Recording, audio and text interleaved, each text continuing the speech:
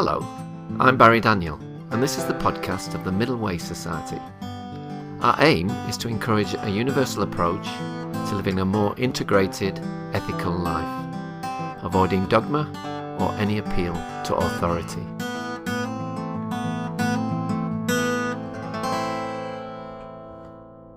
Our guest today is Steve Heine, a Canadian professor of psychology at the University of British Columbia and a leader in the field of cultural psychology.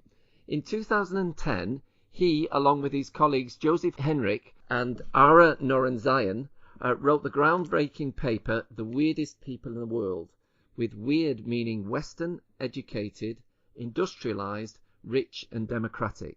The paper suggests that the view we have of the mind derived from the research of behavioural scientists is distorted due to the majority of studies in this field being done on only a small and not particularly representative sector of the human population.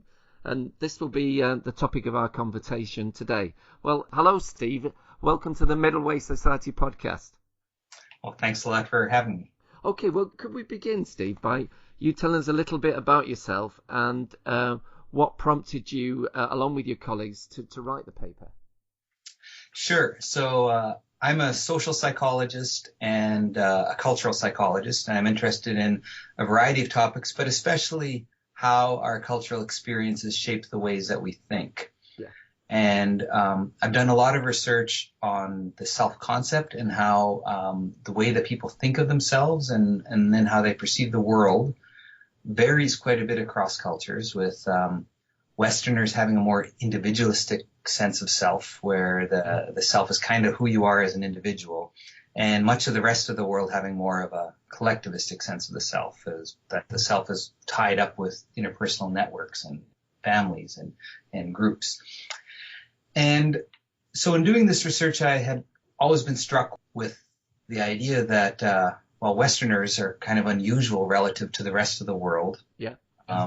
And this dimension, and that Americans seemed even more individualistic than other Westerners, and that American college students seemed especially individualistic. And this is something that I had always thought. And I have these two great colleagues, Joe Henrich and Ara Norenzayan, who also study culture, but from different perspectives. And Joe Henrich, who's an anthropologist by trade, and he studied a lot of motivations for fairness and cooperation. And he was noticing too that, wow, it's striking just how these motivations for fairness and cooperation more pronounced in some aspects among Americans than these many other anthropological or small-scale societies that he's been studying. Yeah. And Ara Norenzayan had been studying different ways of reasoning styles, whether people reason in a more analytic way or a more holistic way, and was struck too by how especially American college students seem to be unusual in how analytic their reasoning is compared to the rest of the world. And so we would have lunches regularly. We were just often talking about how each of the things that we study, like the American undergrads, are an outlier. And then it was actually Joe Henrich who originally proposed. He goes, well, why don't we explore this more? And he said, he had the title of the paper right from the very beginning, the weirdest people in the world, just because we seemed so weird, these American undergrads in the ways that we were thinking. And we first thought, okay, we're going to find maybe these are the only few phenomena where we find this pattern, and that we'll find other patterns where the way American undergrads are thinking aren't that unusual. And we went off and did this very time-consuming survey of the field, looking wherever we could find phenomena that have been studied in multiple cultures and to see how the different societies looked. And a very common pattern, not a universal pattern, but a very common pattern was that the American undergrads did stick out like a sore thumb here, and were an outlier in a distribution. They had a more extreme way of thinking for many of the things that behavioral scientists are interested in. And we started realizing just how common this was, and then what a distorted understanding of human nature behavioral scientists must have because they've been studying such an unusual group. Yeah, and then what percentage of these studies would you say are conducted on this group? Well, so that was something that, we were looking at the literature, and there's some people have been crunching the numbers, and it's really quite striking to me that about 70% of psychological studies are done with North Americans as their participants, and about 96% of them are done with Westerners as participants. And the vast majority of these too, another 70% of this group, are done with college students. So especially with psychology research, and I think psychologists might be the worst offender here in this regard, is that the majority of our database is based on, well, American undergrads is the most overrepresented group. So by our calculations, the odds of an American undergrad ending up in a psychology study are about 4,000 times greater than the odds of a non-Westerner ending up in a psychology study. So it's just hugely overrepresented. And it's unusual in the sciences. There is a review across 20 different disciplines in science, and psychology is the outlier, having the largest percent of citations coming from American researchers. So it's about 70% for psychology. It's about 36% for chemistry. So it's curious just why such a large percent of psychologists are American. And the next biggest groups are British, Canadians, and Australians. Wow. So the top 4 countries in producing psychology research are all English-speaking countries, which in itself is a curious finding. But at least it shows that our understanding of human nature is very much dominated by our understanding of English-speaking Westerners. And this, raises the question of, are our results generalizable? It's possible that the way the human mind works is the same everywhere. And I think this is what psychology has largely assumed, that one person's head is as good as anyone else's, that we all have the same basic brain, and so it doesn't really matter whose brains we study, we'll get the same answer, so we might as well study the most convenient ones. And the most convenient ones are university students who are attending universities where the researchers are working, and just that most researchers are working in the U.S., and this leads to this very biased sample towards the American undergraduate. This wouldn't be a problem if the American undergraduate thought in the same ways that everyone else did. But the more you look at the data, the more you realize that, no, the American undergrad is an odd species indeed. It's is an outlier in many respects in the ways that they think and perceive the world.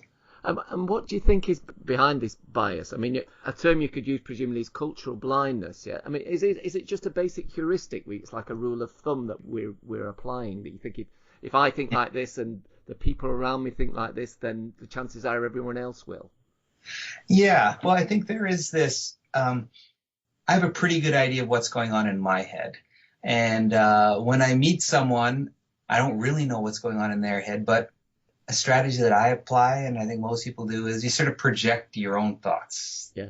That's the best I can imagine. What's going on in your head is projecting what would be going on in my head if I was in your situation. Right? So just assuming that you're sharing something similar, your experience is something similar to mine. And what I think makes this more problematic in the case of psychology is that as a psychologist, I share my research with other psychologists. I go to conferences and meet these people who are studying similar topics, and we're all finding the same pattern of results. And everyone I talk to, we're all finding the same kind of thing, and not realizing that everyone I'm talking to is also sharing my cultural background for the most part, that psychology is so Western dominated, especially American dominated, not realizing that all these other instances where I'm seeing people who are studying the same kind of phenomena, but they're studying the same kinds of samples too. And so you get this sort of false sense of security that, yes, this must be universal. Everyone I talk to is finding the same kinds of things, but not realizing that everyone I'm talking to shares my cultural background. Interesting. Okay. And what about, arguably, the still fairly common assumption that our brains function in a similar way to a computer? Has that played a part too, do you think? Yes, I think it very much has. So, we rely on metaphors a great deal to understand something, that we try to understand something in terms of what it reminds us of, something familiar. And the brain is this, extremely complex, abstract entity here for us to understand how it works. And probably the closest thing to a brain is a computer. Closest familiar thing to a brain is a computer. And so we can say, oh, well, we can understand how a computer works and we can map this out. And a computer is just like a brain. And so using this as this metaphor, the mind as a machine, the mind as a computer is useful for generating, hypotheses and for having an understanding about the brain. But a key problem with it is there's many ways that brains are not like computers. And the key difference is that for a computer, the hardware is fixed. Hardware doesn't change, but brains do change, and they change in response to experiences. When you learn something new, you have new neuronal wiring growing there. There's new synapses being formed, that your brain is changing. Each experience that you have changes the nature of your brain. And if your cultures, one way to think about cultures, they're providing you with a set of experiences. And if cultures are providing people with very different sets of experiences, it's going to shape the ways that they think. And it's ultimately going to shape their brains differently. And so the real weakness of this brain as a computer metaphor, as useful as it is in simplifying this very complex, organ of the brain, it's also very biased in the sense that it suggests that we should expect all brains to look the same, because that the hardware should be unimpacted by the very different circumstances that people live in. But that's just not true. That people live in different circumstances, they have different experiences, and this comes to shape their brains differently. That's the key difference with a computer. So these experiments that have molded our understanding of the human mind, such as the Milgram shocks, the Stanford prism experiments, the Piage stages of development, even potentially Daniel Kahnemann's research on cognitive biases, etc. They've almost entirely been done on weird people, more specifically American college students then. Yes, the bulk of psychological phenomena. Actually, the Milgram experiment is one that's been done in quite a few countries. And does that stack up? Yeah, and it actually everywhere it's been done, you see a strong bias towards obedience. Actually, that's the original reason why Milgram did that study. Was he thought there was something with the German character that led them to be so obedient, to help explain the events of World War II. And he thought he would first try it out with an American sample because he was at Yale University, and then he was going to take it to Germany. And he was expecting Germany was where they're going to obey, and then he found out, well, Americans all obey as well. So it's kind of started, well, this seems to be a very widespread phenomenon. But most psychological phenomena aren't studied in a broad context of places, because I think with our metaphor of the mind as a computer just hasn't made it an important question that people would ask, that they would find a particular psychological bias demonstrated in a lab with American undergrads, and the assumption that they would have is they've discovered something about human nature, that they've discovered this phenomenon true of the human mind. And rarely would people ask, are there contexts where this bias doesn't exist? There aren't many incentives to ask this question, too, because it's much easier doing a study with convenient samples than it is with less convenient ones that might exist on the opposite side of the world. So I think it was always within our own interests, just as a field, that, often ask questions that are easily answerable. And so one of the questions that didn't come up so often was, would this phenomenon be true elsewhere? Now that's becoming a more common question that people are asking, thankfully, that there does seem to be a growing awareness that a lot of psychological processes do vary across the world. Not all of them. There's many human universals too, but we've never had a way of determining beforehand which phenomena were likely to be universal and which ones were likely to be culturally variable. And so instead, it seems that the field had embraced this assumption that we're going to assume something is universal until proven otherwise. Okay, well, could we have a look now at some of the examples how, the weird group differ from people from other cultures? Like you talked about, a lot of your background is in looking at aspects of the self. Could we look at the notion of self-esteem and how that differs maybe cross-culturally? Because you did a study with Japan, didn't you? Yes, I did. I've done quite a bit of research contrasting Japanese motivations for self-esteem compared with North American ones.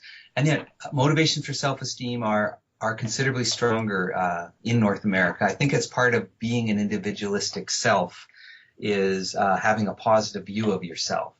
I mean, to the extent that you think of yourself as all tied up within the individual, so that you are who you are as an individual, you need to be self-sufficient to take care of yourself, that these kinds of thoughts are aided by having a positive view of yourself, to think of yourself as good enough to take care of oneself, as mattering to the world, as being of significance.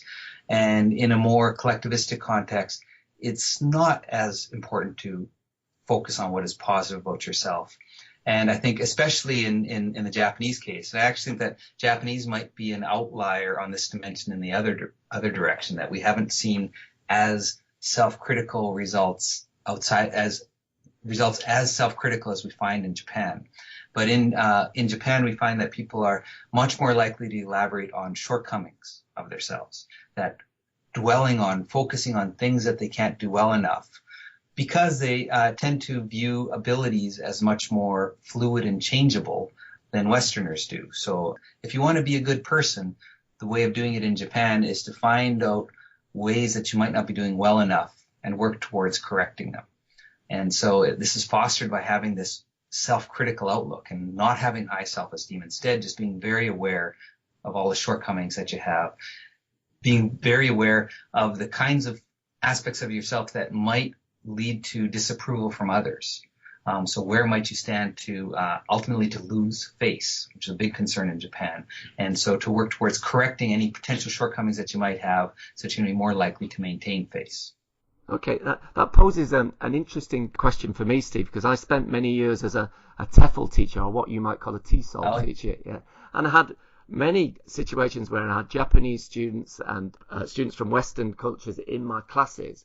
So, so in terms of motivating my students from this research, there's no right answer for motivation. It depends very much on the mind I'm trying to motivate them as a teacher, isn't it?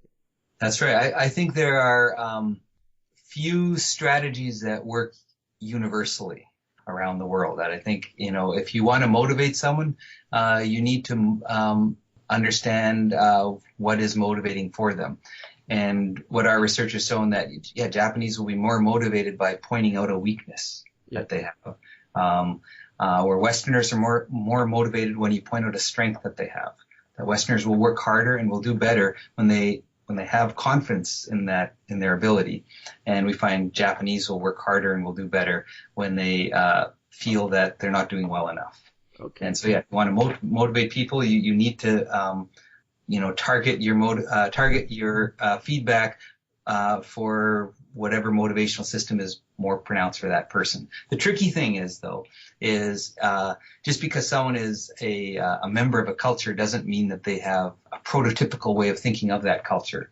That every culture has a lot of diverse individuals in them, right? that the people around you aren't all the exact same as you, that people have different views and different opinions. So the challenge with this is you actually have to get to know a person well enough to know whether they tend to have more of a self-critical motivation or more of a self-enhancing, self-esteem building motivational system. I suppose that's the sort of thing you would endeavour to do anyway, really. But it's still very helpful, all this stuff, to just have it in the background.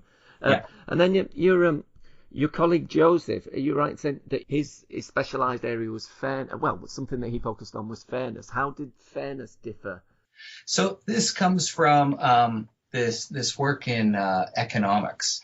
And the question is, well, how is it that human societies are unique in the animal kingdom, where we have a lot of strangers living together and cooperating?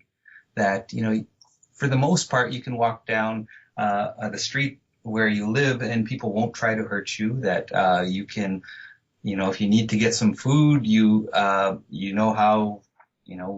reach an agreement that you'll pay a certain price and you'll get the food that you want, that you have a society that largely functions. And in the animal kingdom, this is a hard thing to understand because there aren't other species of a lot of unrelated individuals cooperating with each other. So economists were wanting to figure out how this could be with humans, and they're proposing, well, maybe the case is that humans have this innate desire for fairness and cooperation, and it's because of that, this innate desire to cooperate, that we can have these societies. And so the way this research was done originally, they would have people play an economic game. One of them is called a dictator game, and the way it works is you'd have two people, one person called a proposer and another person called a receiver, and the proposer is given some money, real money. Maybe they're given like $10, and they're told, you can give this receiver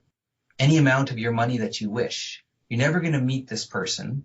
This person will never know who you are. It's up to you how much money should you give to this person. And from an economic perspective, the proposer should give the receiver nothing. Like, why should they engage in this costly transaction of giving up something that they have without getting any return, all anonymously? It just doesn't make sense. But this is what people do. That's what they kept doing these days. And people would typically give about half of their money. That half seems fair. The idea that, well, I could have been the receiver and not the proposer, and if I was the receiver, I would have liked the proposer had given me half of the money. And so there's a sense that, yeah, people have this innate motivation for fairness, and that's what allows them to cooperate. However, all of this research was done with American undergrads for the most part, also with some Swiss undergrads. And what Joe Henrich did was he took this same dictator game to 15 societies around the world, small-scale societies, and he found out everywhere you play, you get a different answer. And the most fairness that you get is with American undergraduates. And you get much less degrees of this fairness elsewhere. And the best predictor of whether you play the game fairly is how much experience you've had in a market economy. If you're used to engaging in a market economy, you're going to have strong motivations for fairness.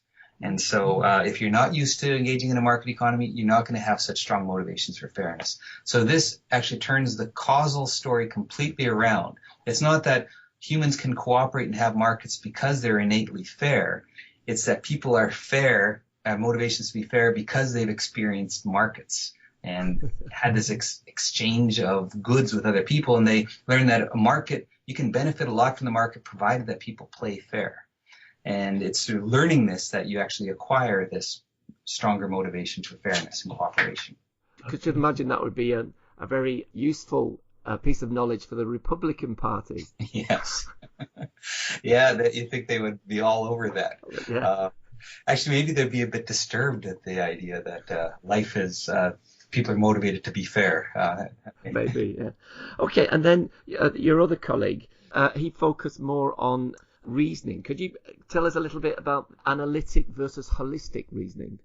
Yes. So for the most part in history of psychology, when people studied reasoning, we were studying analytic reasoning. And analytic reasoning is coming to understand something by doing a few things. One, breaking it down into smaller and smaller parts. So like if I want to understand why a fish behaves the way that it does, I'll ultimately want to understand, what are the different parts of its brain or the different parts of its body that is going to propel the fish or motivate the fish to achieve certain things. And that's how you would understand something, by looking at its component parts.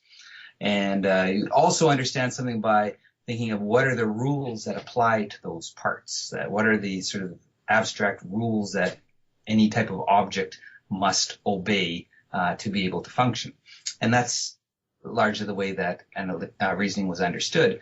And this kind of reasoning is very well developed with especially the American undergrad. This is how you learn to reason by participating in higher education for the most part. However, much of the rest of the world also engages in another kind of reasoning. Well, actually, American undergrads do this too, but not to the same degree, kind of holistic reasoning. And holistic reasoning is where you try to understand how something works by the context that it's in.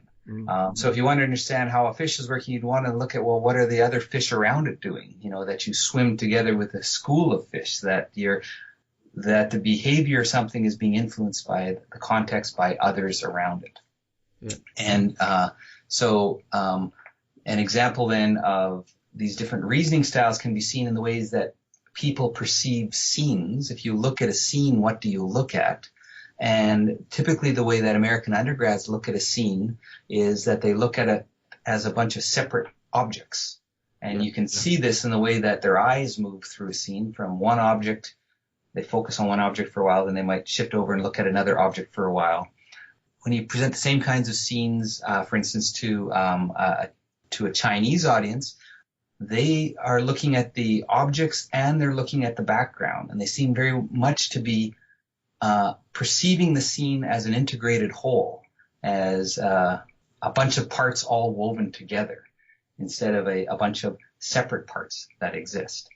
And so this analytic reasoning is more common among American undergrads than among Americans who don't have an undergrad education. It's more common among Americans than it is among other Westerners, and it's more common among people from Western societies than it is from people from non-Western societies. And so there are these two competing ways of perceiving and understanding the world, this analytic orientation and this holistic orientation.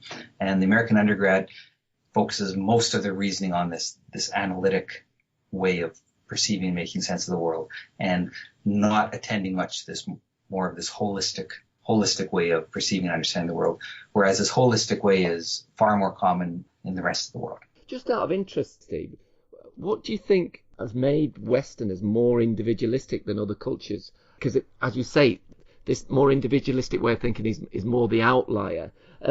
Could it be the Enlightenment, the pursuit of happiness in the American Constitution, something like that? Or I don't know. Well, I do think it's very much a historical event, that it's something that did seem to grow across time. If I had to put a single event that at least made the U.S. unusual, I do think it's that the first waves of immigrants to the U.S., the Puritans were Calvinists. And having actually a very extreme version of Protestantism that they brought to the U.S. that formed the first Western society in the Americas.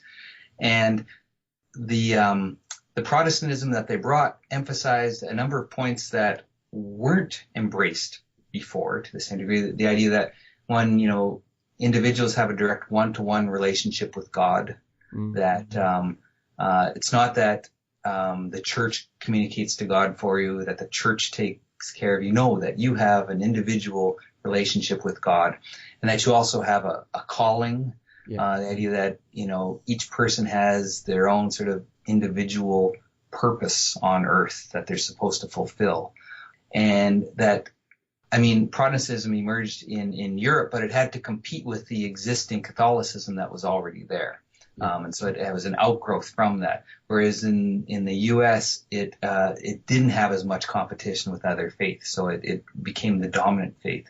And I think that was one event that really sort of accelerated this idea of individuals are unique and independent, sort of self-contained agents.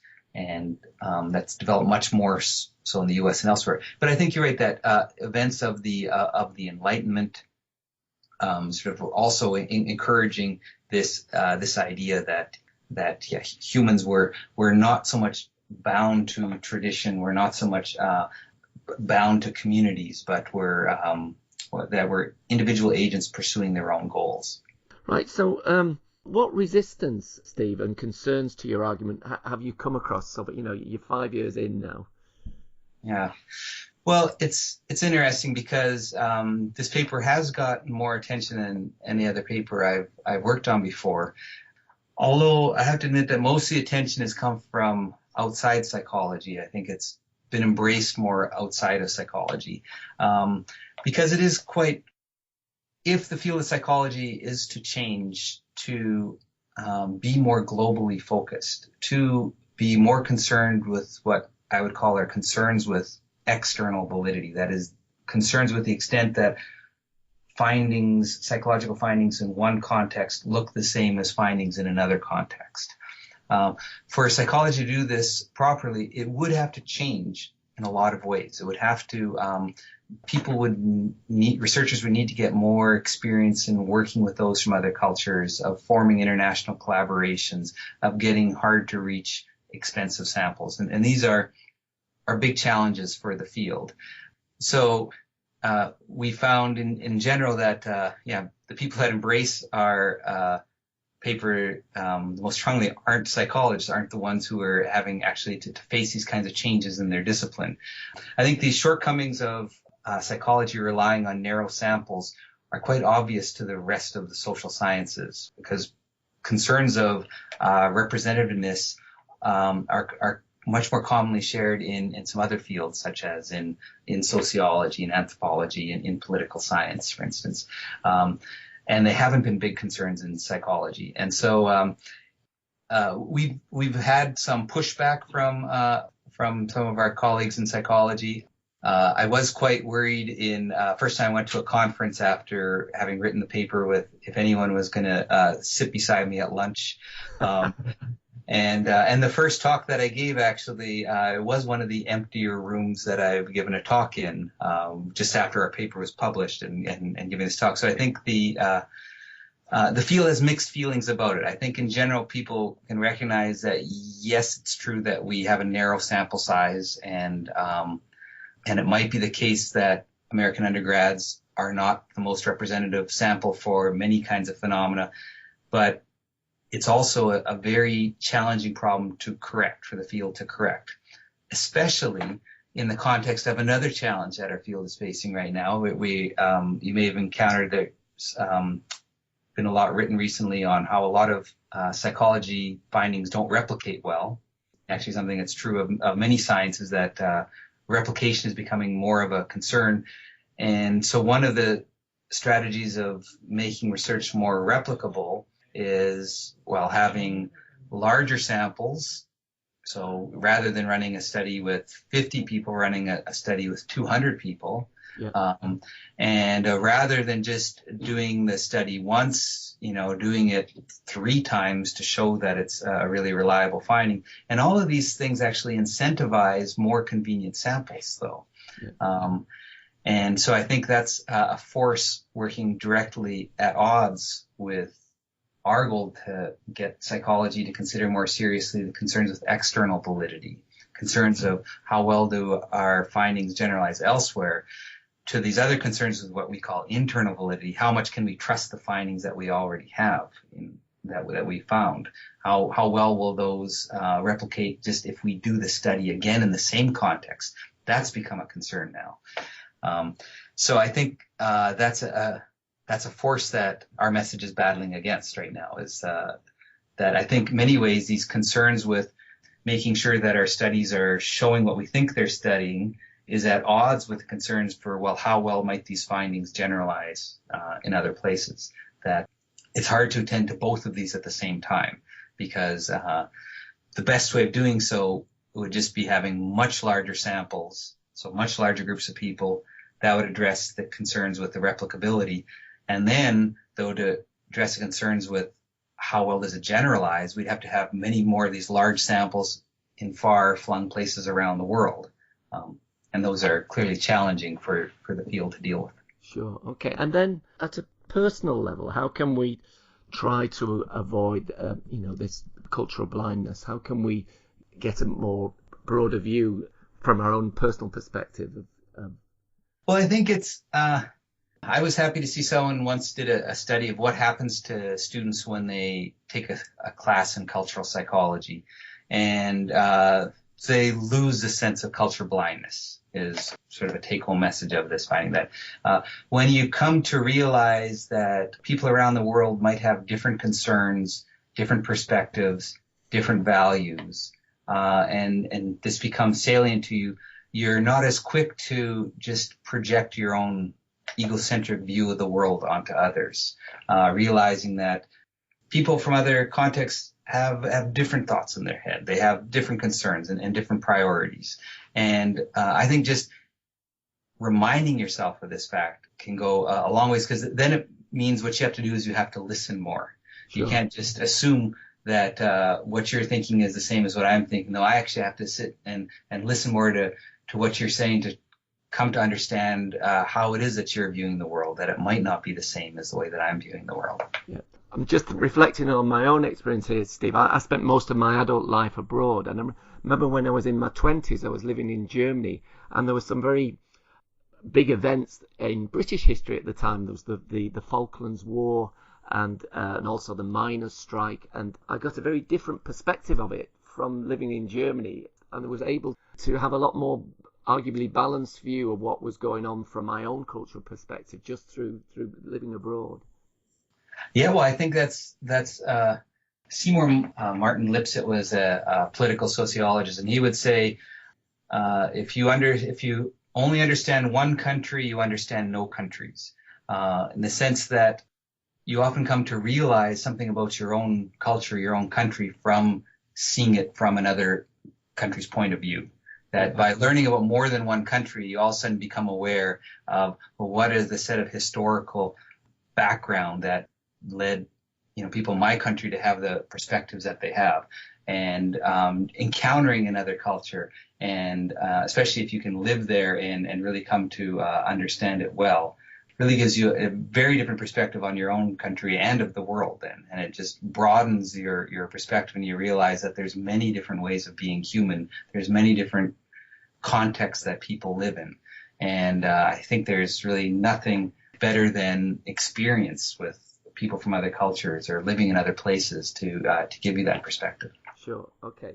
And this might sound an obvious statement or question, Steve, but like the middle way, as we understand it in the society, is the idea that if you avoid fixed beliefs about things, and they could be dogmatic views or cognitive biases or whatever, you can arguably make better decisions. Now, how does that potentially relate to what we've been talking about today? That's interesting. Yeah, I think if you become aware that there's more than one way of doing things, there's more than one way of seeing the world, that this makes you more open and more flexible. There's this interesting research by some American psychologists named Will Maddox and Adam Galinsky, where they show that people who've lived in multiple cultures become more creative. And the idea is that because they are seeing the world from more than one perspective. And by seeing it in more than one perspective, you actually can make some new connections that you might not otherwise have made.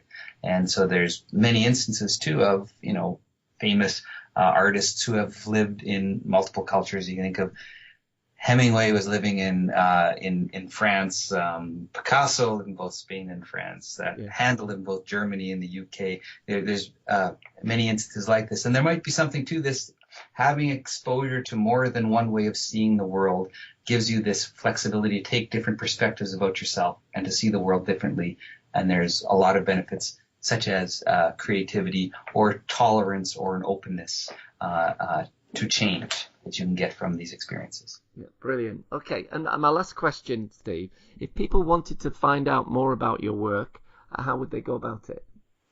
The best thing to do, I think, would just be to Google my name, Steven, and my last name is Heine, Heine, and you will see a link to my website where I have all of my publications listed, and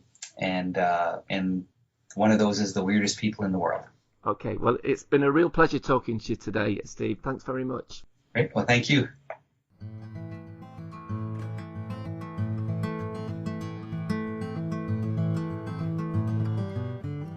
You can find out more about Middle Way philosophy at www.middlewaysociety.org.